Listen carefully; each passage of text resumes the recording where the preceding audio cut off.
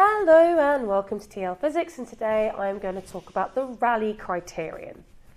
In my previous video I spoke about resolving power, which is a value based on information. So if I tell you that the objects I can see as two separate objects are X amount of distance apart and that much distance away from me, I can work out my resolving power. But what actually dictates how well my eye can see? And this is called the Rayleigh criterion, okay? So what I'm going to do now is I'm going to explain to you what happens when light from two different sources enters your eye. And I'm going to talk about what Rayleigh criterion is. Because Rayleigh criterion is the property of the thing that's actually seeing. So it might be your eye, it might be a telescope, it might be a CCD. The property of that, which then tells you the minimum resolving power that that object can see. Okay, so I've got two stars here, and one is red and one is giving off blue light here. And it is going to go through the gap here. And this gap is the aperture of the actual telescope, eye, whatever is witnessing it. Then what happens is the light comes through, and it diffracts, it forms a diffraction pattern, they interfere. And you end up with this, okay?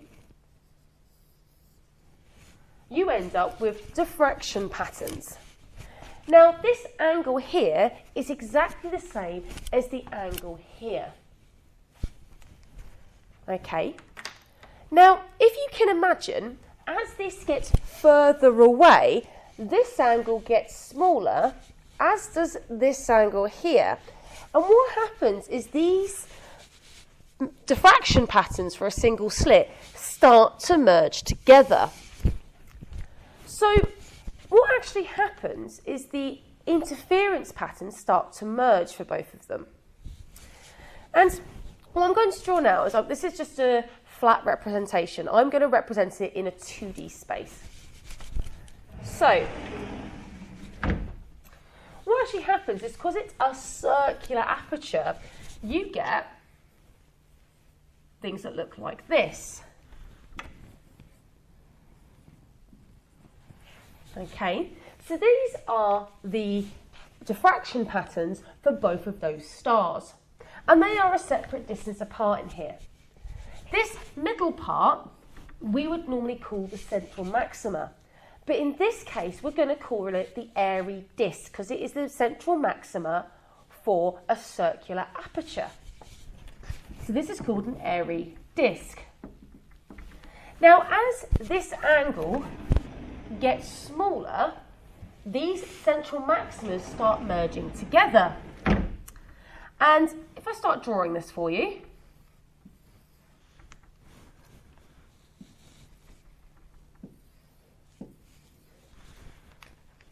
let's do a bit more closer now.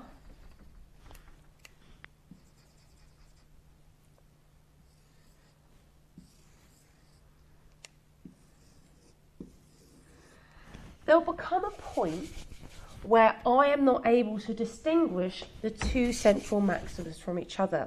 If I just draw how these look on the side from a sort of a traditional perspective, you have something like this. This is more merged.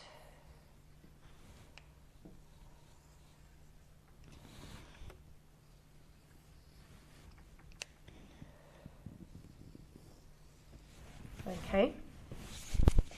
So, as the central maximas, as the angle starts getting closer, the airy disks become closer and closer and closer.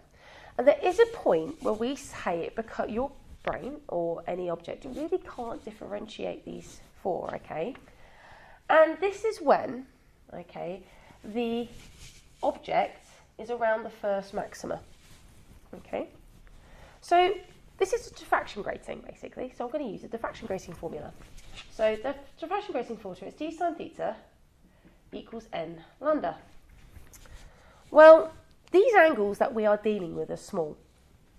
So I know that when sine theta equals theta, when theta is small. And let's face it, these angles are going to be full. All right? Now, n, so I want to know what the angle is from the central maxima of one to the first maxima of the other. Because that, if my other central maxima is at that first maxima, that there is going to be a blurred image and I am not going to be able to differentiate the two. So my n is going to equal 1.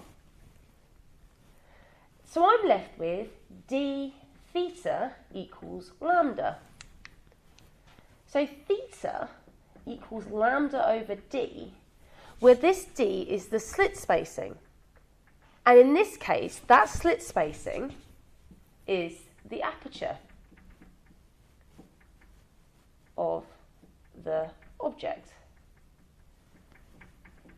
Okay.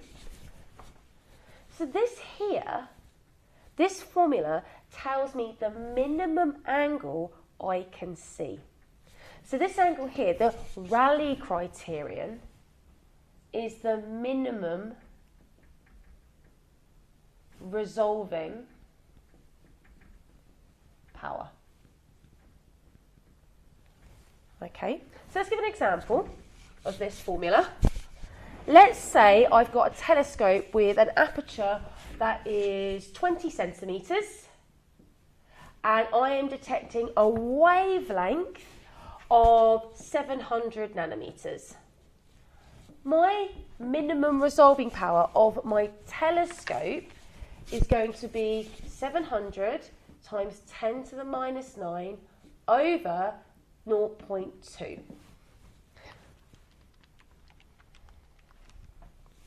Which is going to be 3.5 times 10 to the minus 6 radians.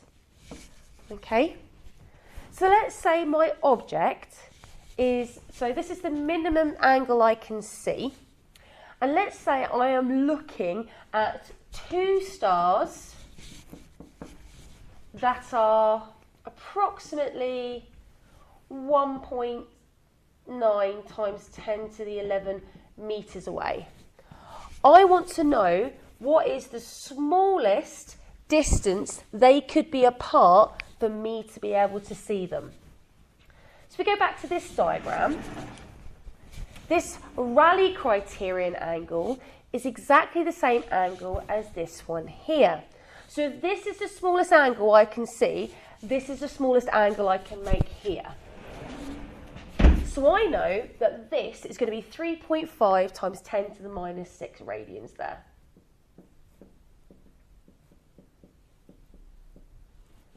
So I'm going to use the arc length formula.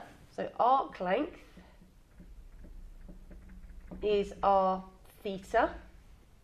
So the radius times theta, so I'm going to take this, I'm going to times it by this. So I've got times 1.9 times 10 to the 11.